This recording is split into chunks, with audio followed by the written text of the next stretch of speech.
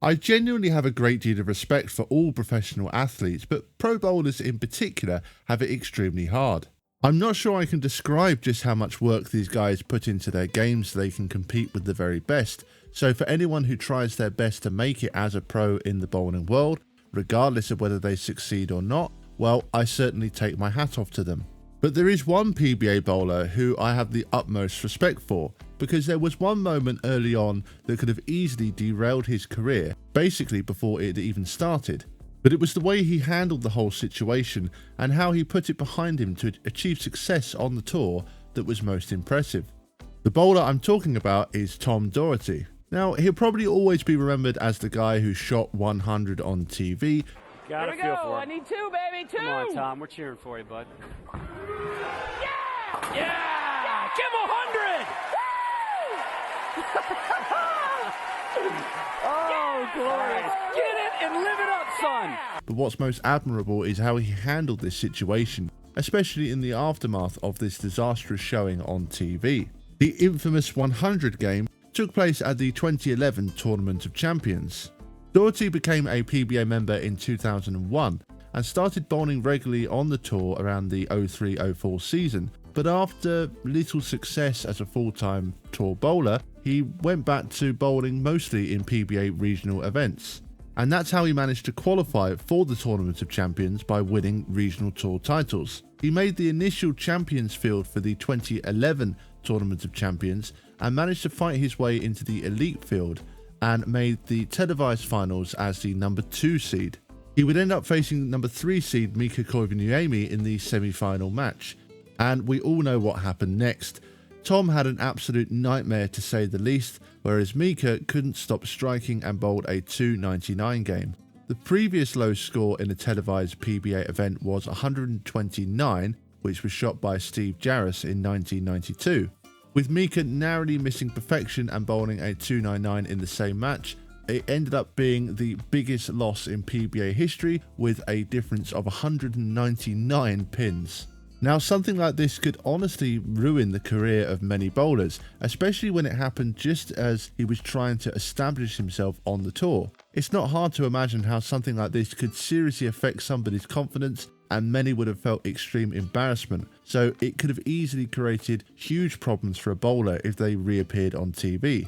But Tom did not allow this moment to haunt him, and found success winning his first national PBA Tour title the following year at the 2012 Scorpion Championship. He would have to wait almost 4 years, however, to win title number 2 at the 2016 Wolf Open. But there was still something missing from his resume, and that was a major title. So even though he had proved he had put that 100 game behind him and was capable of winning on TV, he still had to get it done in the majors. He did finish 3rd at the 2015 Players Championship, which was his best finish in a major since 2011. He also made the TV finals for the 2016 Tournament of Champions and the 2016 USBC Masters, but a major win still evaded him. Fast forward to 2021 and suddenly he has a golden opportunity to win his first major at the PBA World Championship as he entered as the number 1 seed. So we're going to break this final match down and look at whether Tom can finally triumph. It won't be easy as the TV finals are stacked with the world's best bowlers. In match 1 it was Chris Vai versus Carl Troop. Troop really struggled in this one with 2 early open frames, including a single pin miss. Vai played a solid enough game and did enough to advance to match 2 where he faced Jacob Buttroff. This was a much closer match. Vai struggled a little more in this one, but a ball change on the left lane got him back on track. But it was Buttroff who would prevail after striking out in the 9th and 10th.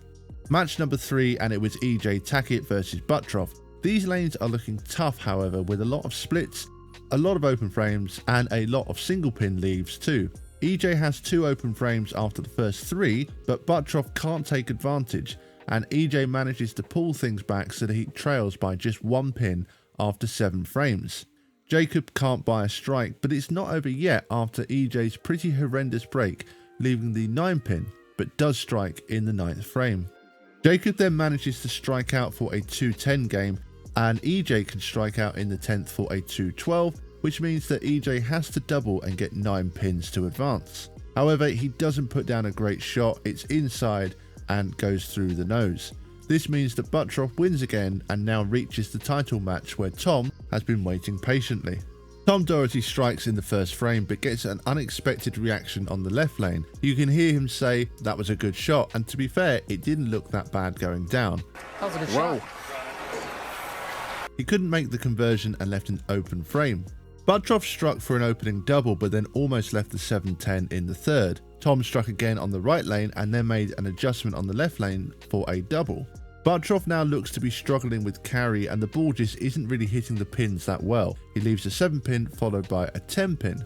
Now his opponent looks to be in the zone. He goes slightly high but strikes again on the right lane and then follows this up with a very nice looking shot on the left lane. He's now working on 4 in a row and is trailing by just 7 pins. Buttroff responds with 2 strikes, and both of these were much better and more convincing shots. So now we have a match, and Tom just continues to strike, and he's looking extremely good out there. He now has a 17-pin lead, but Jacob just won't go away, throwing strikes in the 8th and 9th, and now he retakes the lead. But it's back over to Tom, and it's now completely in his hands. He can strike out for a 264 and win right there and then. He gets the strike in the 9th frame, which means he was perfect on the right lane. He gets the first in the 10th and now needs this next strike to all but seal the win. One step closer. Does he have it? Oh, Yes, he does! Oh, my God! Yes, he does! Are you ready? I'm going to steal your phrase. Are you kidding me? Incredible! Well, that was certainly a great break at the right time. Of course, he got a little lucky here, but you can't really fault his performance overall because almost every single shot was bang in the pocket and he was just dialed in all game. He finished with a 263 game, and it was certainly a valiant effort from Buttroff, who struck out himself for a 257.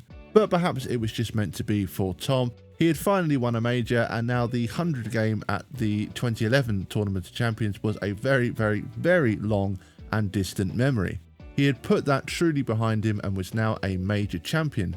To make things even sweeter, 6 days later he won title number 4 at the last event of the PBA World Series of Bowling, winning his second career Scorpion Championship. And just a fun fact about this event, PBA legends Walter Ray Williams Jr. and Pete Weber both announced their retirement on the day of the telecast, but Walter Ray very nearly made the show.